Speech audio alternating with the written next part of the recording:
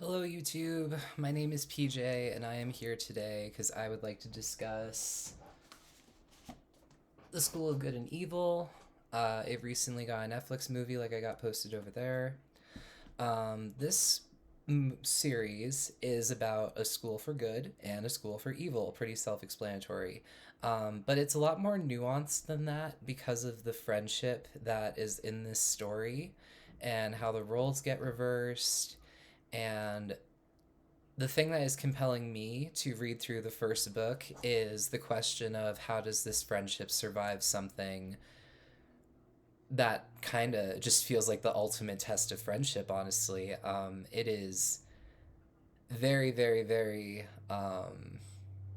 It's very twisted. It's very twisted in the way that it wants to be. It wanted itself to be in this clear cut vision of how it could have been, but instead it is the flip, and all the drama that comes from the flip um, is very, very interesting to read about.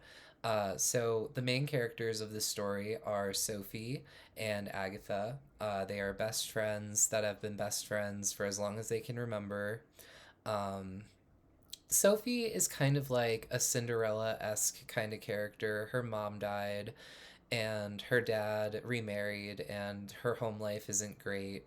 And Agatha is more like a Rapunzel type. She keeps to herself. She has a mom who the town thinks is evil, but Agatha just doesn't like them just because they think that she's bad just for not looking the way that is expected in society.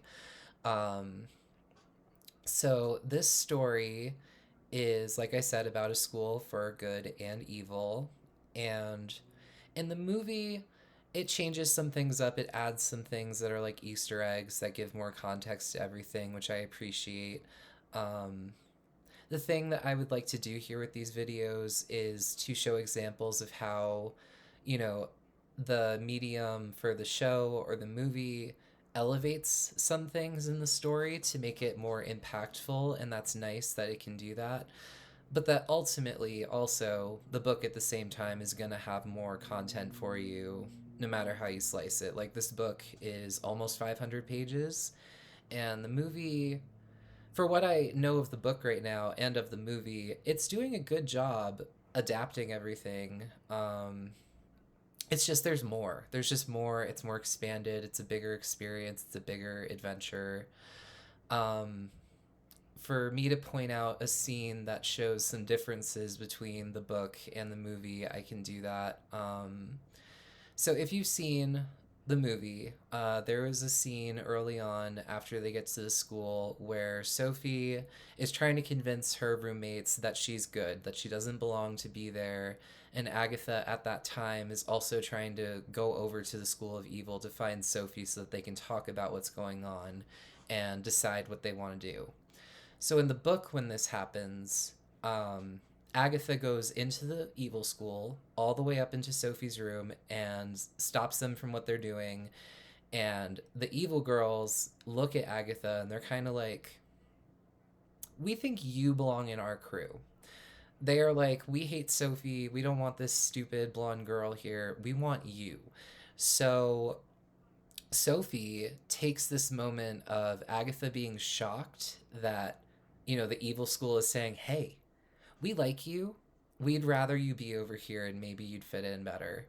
And she's feeling shocked because she's usually an outsider. She's usually not given invitations like that, and she's just feeling a lot of things in that moment. And while she's off guard, Sophie, the best friend, anyway, the best friend tells these girls, "Get her dress. Take her dress. Let's take it." And she wants it for herself so that if the good school could just see her for a moment in the correct clothes and realize, oh, she's beautiful and this and that, maybe she'll just immediately get entry into the good school. So, a fun little detail that this does that couldn't do is these pins, they wear them on their school clothes. So, if it were here and I was in the School of Good or something, if you try to hide your pin and crumple it over with your clothes or whatever, it's a magical thing. So it would just replace itself onto your skin somewhere that can be seen, and you would never truly be able to cover up the mark. And that is so faculty at the school can distinguish, okay, you belong in this school, you belong in that school. Um, so in this scene, Sophie succeeds at stealing the dress from Agatha, and Agatha is left with Sophie's like black garb or whatever it is she's wearing. Um, and she tries to book it over into the School of Good across the bridge. But as she makes it over the bridge to the other side, and Agatha is chasing after her and catches up to her, Sophie realizes in horror the dress is losing its color. It's going back to being a dingy gray and then full ashy black. And then Agatha realizes what she just put on is turning back into her original pink dress. So the pins, you know, it shows the magical elements of the world actively in the narration. And something that I have to say is I love that. I love when a story has magic, but then it's also going to show you examples of magic in the world actually affecting circumstances, not just it's here when we need it for a fight scene, it's here, you know, I like it when it's actively being used in day-to-day things.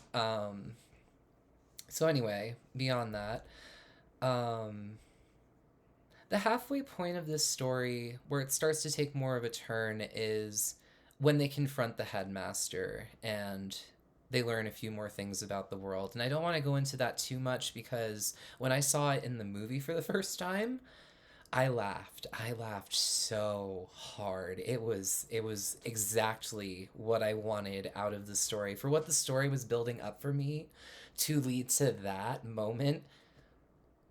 I love whoever did that. Anyway, um so I'm not here to talk about this book fully to the end. I'm more here to speak on the book as like an entry level thing. If you were curious about the series, you wanted to know what it's about, what its essence is. Its essence is, you know, like friendship. It is kind of like a question of like, you know, how far are you willing to go for people in your life that have been in your life for a long time? That's how it feels to me anyway, my experience.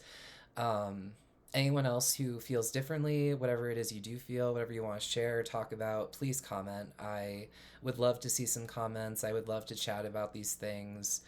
Um, so yeah, for anyone who saw the movie and is wondering, is there more to the book? Absolutely. Absolutely, there is more to the book. It is almost a 500-page book. It's much more expanded, it's much more nuanced. But the movie still did a fabulous job. The movie, the sets, the costumes, everything, it looks great. It doesn't look like, you know, it was a rush job. I genuinely enjoyed the performances of everybody in the movie adaptation.